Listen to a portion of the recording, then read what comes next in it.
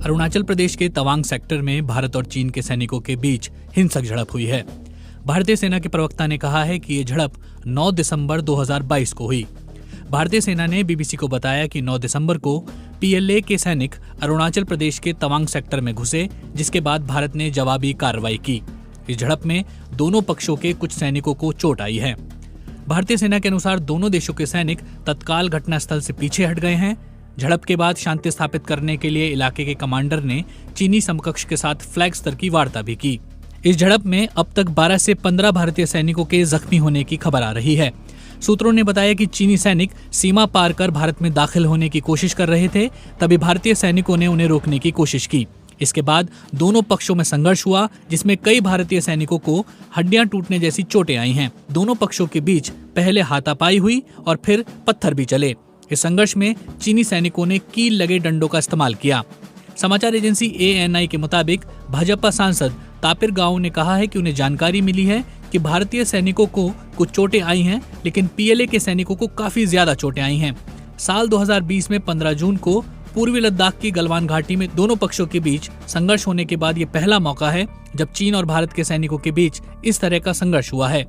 माना जाता है कि उस संघर्ष में भी इसी तरह की कीलों वाले डंडों का इस्तेमाल किया गया था। लद्दाख की गलवान घाटी में 15 जून 2020 को दोनों देशों के सैनिकों के बीच हुई हिंसक झड़प के बाद ये इस तरह का पहला मामला है। उस समय 20 भारतीय जवान मारे गए थे और कई घायल हुए थे। चीन ने अरुणाचल प्रदेश में हुई झड़प पर अब तक कोई बयान जारी नहीं किया है।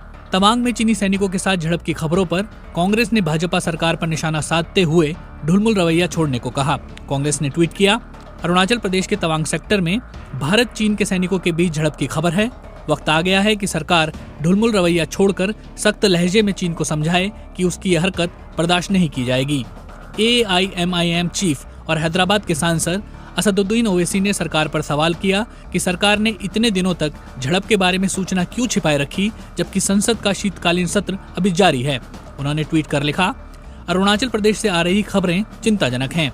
भारत और चीन के सैनिकों के बीच बड़ी झड़प हुई और सरकार ने देश को कई दिनों तक अंधेरे में रखा।